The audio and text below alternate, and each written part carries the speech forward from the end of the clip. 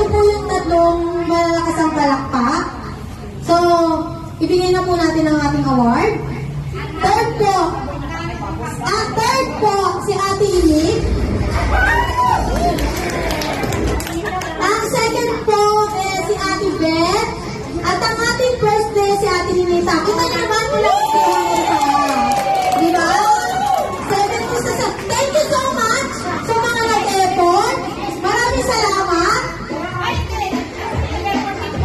Ayun, nag-effort daw. Yung apat.